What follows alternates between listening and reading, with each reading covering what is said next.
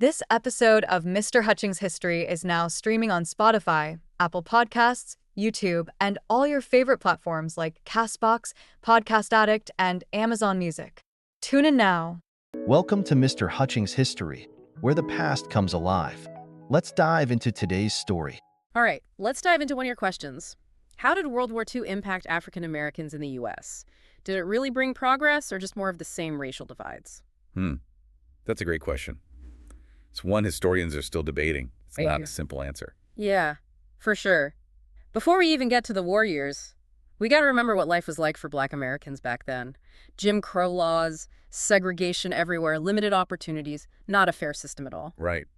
And knowing that context makes the story of Philip Randolph and his planned march on Washington, D.C. in 1941 even more powerful. Oh yeah, I've heard the name, but I don't really know the details. Fill me in. So Randolph was the leader of the Brotherhood of Sleeping Car Porters, the biggest black labor union at the time. He was fed up with the discrimination Black Americans were facing, especially in the military and all the defense industries that were booming because of the war. So he threatened to bring thousands to D.C. in protest, demanding change. Wow, he was really putting the pressure on. He was. And it worked. The thought of this huge protest right there in the government's backyard got President Roosevelt's attention. And that's when Roosevelt issued Executive Order 8802, right? The one banning discrimination in defense jobs and government work. Exactly. Think about the impact of that. For the first time ever, the federal government was taking a stance on equal opportunity in the workforce. Yeah, that would open a lot of doors, especially for industries that were vital to the war effort. Was Roosevelt really committed, though? Or was it just for show? I think he was serious. There's this letter he wrote to Joseph Curran, the head of the National Maritime Union. He was very clear. No discrimination in the defense program based on race, creed, or color. So did that actually change things for Black Americans working in shipyards and stuff like that? It did. Industries that had always been closed off to black workers like the maritime industry were suddenly open. It's tempting to think of that executive order as a total victory. But it wasn't that simple. Yeah, one executive order can't fix everything. No. It didn't even address segregation in the military, which was a huge part of what Randolph was fighting against. Historian Alan Brinkley argues that while the war did create some opportunities, it also made some white Americans double down on segregation, almost like a backlash, making the fight for equality even tougher. It's like 2 steps forward, 1 step back. Weren't there also some race riots around this time? There were, sadly. In 1943, riots broke out in Detroit and Los Angeles. A lot of it was driven by Black Americans migrating for work during the war, which led to tension and competition for jobs and housing. So even with some new opportunities, the underlying racism was still a huge problem. Absolutely. Yeah. But even with this racism, the Black community didn't give up. Black newspapers started this incredible campaign called the WWII campaign. I was going to say, what was that all about? It was brilliant. Basically, Black newspapers like the Pittsburgh Courier called for 2 victories: victory against fascism overseas, and victory against racism at home. They used the wartime rhetoric to drive home this powerful point. America couldn't claim to be fighting for freedom around the world while denying it to its own citizens. That's such a powerful message. It was, and it resonated. It's seen as a precursor to the Civil Rights Movement. The WWII campaign exposed the hypocrisy of America's position and empowered Black Americans to demand their rights even more forcefully. And it wasn't just protests, right? There were some legal wins as well. Yes. In 1944, the Supreme Court ruled that all white Democratic primaries were unconstitutional. This was the case of Smith v. Allwright.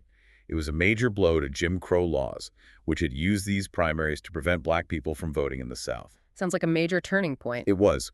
The NAACP saw its membership explode during the war years. It's a clear sign that Black Americans were mobilizing and demanding change. So we've got progress and setbacks all mixed together. How do historians make sense of all this? Well, there are a few different perspectives. Some historians, like John Hope Franklin, focus on the positive changes. The legal wins, the activism, the new economic opportunities.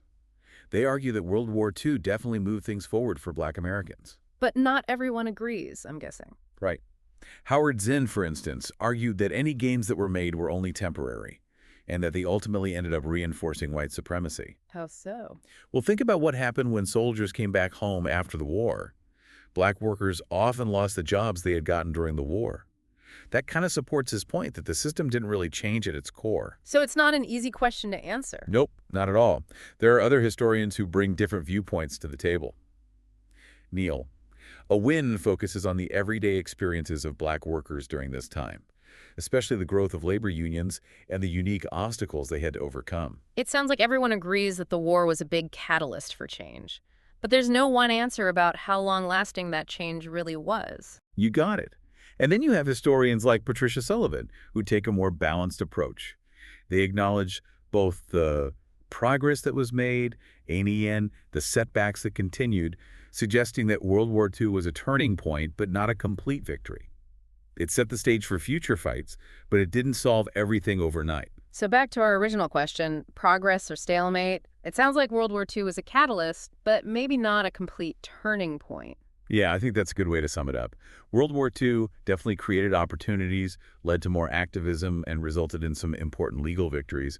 But it also showed just how deep-rooted racism was in American society. It's definitely complicated. It seems like we need to look at the decades that came after the war to really understand its full impact on the fight for civil rights. Absolutely. The legacy of the war goes way beyond the battlefield. Yeah. It's a story that's still unfolding in America's social, political, and cultural landscape. This is fascinating. Let's dig into what happened in those years after the war. Sounds good. The fight was far from over. So we've talked about how World War II really pushed for change. But it didn't erase racial injustice. What happened next? How did the fight for civil rights keep going in those years after the war? Well, think of it this way. The war kind of sparked this new energy within the black community, this feeling that things could be different, they had seen their contributions recognized, and they were ready to push for full equality. I can imagine that energy leading to action. Did the legal battles continue? Absolutely. The NAACP had gained so many members during the war, and they were leading the charge. And one of their biggest victories came in 1954 with Brown v. Board of Education. Right. The case that said segregation in public schools was unconstitutional. Huge. Huge. And that was just the beginning. The Montgomery bus boycott, the Freedom Rides and March on Washington, all these iconic moments in the civil rights movement. They were fueled by what people learned during the war years. Like the war opened a door and the movement just kept pushing it wider and wider. Perfect analogy. The war had exposed the hypocrisy of fighting for freedom overseas but denying it at home. And it showed how powerful collective action could be, how much you could achieve by challenging the way things were. But it also revealed just how deeply ingrained the resistance to change was. The movement had a long fight ahead. And didn't the war actually change the landscape of Black America too, literally? I'm thinking about the Great Migration. You're right. The Great Migration was a big factor. During the war, Black Americans moved north and west for jobs in those booming industries, and it totally changed the demographics of the country. So it wasn't just about individual opportunities, it was about reshaping entire communities. Exactly. Black urban centers grew in size and influence. Think about Chicago, Detroit, Los Angeles. They became centers of black culture and political power. That shift had a massive impact on the fight for civil rights. So how did that demographic shift play out in politics? Well, with more people came more political power. Black voters in those cities became a force. They started pushing for representation and policy changes at the local and national level. So the war, in a way, laid the foundation for the rise of black political power in America. You could say that. It wasn't an overnight change, but the seeds were planted during the war. And it wasn't just about politics either. The Great Migration also had a huge impact on culture. Oh yeah, I remember reading about that. Like a cultural renaissance. Exactly. Black art, music, and literature flourished in those new urban centers. Think of the Harlem Renaissance in the 1920s. The Great Migration took that energy and creativity to cities all over the country. So we see how the war impacted demographics, politics, and culture. Its reach was incredible. But what about the economic side of things? Did those gains in employment during the war actually last? Sadly, not for everyone. Executive Order 8802 had opened doors, but discrimination was still happening in hiring and promotions. And when white soldiers came home, a lot of black workers lost the jobs they had gotten. It's like progress, but the system itself hadn't really changed. Yeah. It's like the war created this crack in the system, a chance for something better. But to really get rid of those deep-rooted inequalities would take a much longer, much harder struggle. It's a reminder that progress isn't always a straight line. It's a lot of steps forward and steps back. And the fight for equality often takes generations. That's a good point. So when we talk about the legacy of World War II, it's not just about specific laws or events. It's about understanding how the experiences during the war shaped the fight for civil rights for decades to come. Exactly. It's about recognizing that mix of opportunity, activism, resistance, and resilience that defined this time in American history. So to get a really complete picture of WWII's impact, what should we explore next? It's really eye-opening. Diving into the personal stories of Black Americans who lived through that time. Their memoirs, letters, oral histories, they give you this firsthand look that brings those historical events to life. Reading those accounts must make history feel so much more real. It does. And don't forget about the art and music and literature from that time. They give you these amazing insights into what Black Americans were thinking and feeling during and after the war. It's like those creative outlets become a way to understand what a community went through while facing these huge changes and ongoing challenges. I like that. And, it's important to remember that WWII's impact wasn't limited to the United States. Oh, that's true. We've been focused on the domestic side. Yeah. But the war had global implications too, right? For sure. It really weakened the European powers. Yeah. And their colonial empires started to fall apart. That had a huge effect on the fight for independence and self-determination in Africa, Asia, and the Caribbean. So the impact extended way beyond U.S. borders. It reshaped the whole global political landscape. Absolutely. The war created this new world order where the old ways of colonialism just didn't work anymore. And in many ways, the civil rights movement in the U.S. was part of this bigger global movement for decolonization and racial equality. Wow. It's amazing to see how connected those global events and domestic struggles really are. Makes you think beyond national borders when we talk about social change. Definitely.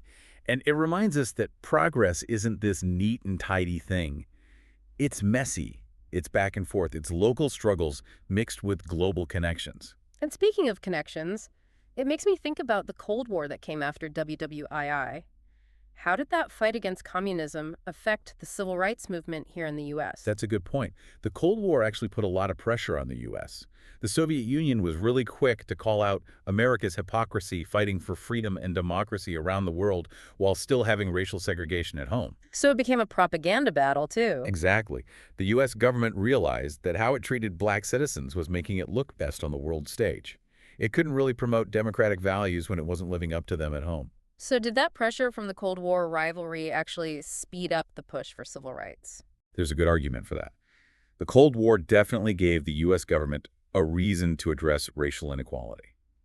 It needed to look united and fair to win over people around the world. And that goes back to what we were talking about with WWII being a catalyst. It wasn't just about the changes that happened during the war. It was about the ripple effects that kept going for decades. Exactly. The Cold War is a great example of that. It created this international pressure that forced the U.S. to face its own problems. It made it a lot harder to just ignore the demands for racial justice. It's incredible how a war fought across multiple continents could have such a huge and lasting impact on race relations worldwide. It really shows you how connected history is, how events can trigger transformations in places and ways you wouldn't expect. And when it comes to the impact of WWII on Black Americans, it's clear that the story didn't end when the war did. Not at all. The war planted seeds that would grow and have an impact for generations to come. As we continue to grapple with issues of race and equality today, understanding this historical context is more important than ever. Absolutely. It helps us see the connections between the past and the present, and hopefully it helps us build a more just and fair future. Yeah, it really hits you that history isn't just a bunch of events that happened. It's like this chain reaction with everything impacting what comes next. Exactly. Especially when we see how a war that started across the world, World War II, had such a massive impact on the fight for racial equality here in the U.S. So as we wrap up this deep dive, what's the most important thing you want our listener to take away from all this?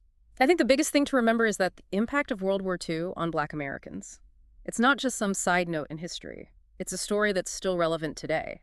It's about understanding how the fight for equality never really ends, how progress isn't always a straight line, and how connected everything is, local and global events. Yeah, you put that perfectly. It's a story that makes us think critically about the past and then use that knowledge to try and build a better future. And for anyone who wants to keep learning more about all this, I'd really recommend exploring those personal stories we talked about, those firsthand accounts. They really bring history to life and give a voice to the people who lived through these times. Yeah, it's easy to focus on the big events, but those personal stories, they help us connect with the human side of it all. Absolutely. And remember, history isn't just something that happened a long time ago. It's this ongoing conversation. We're always questioning, learning, and trying to understand the past in new ways. Well, to our listener who inspired this whole deep dive, I hope you feel ready to keep exploring this part of American history. It's complex, it's important. Keep asking those questions, keep learning, and keep connecting the dots. And never forget that the fight for a more just and equal world, it's something we're all a part of. It doesn't end. Couldn't have said it better myself. Thank you so much for joining us on this journey through history, and until next time, keep diving deep. Thanks for listening to Mr. Hutchings History. Keep exploring, and we'll see you next time.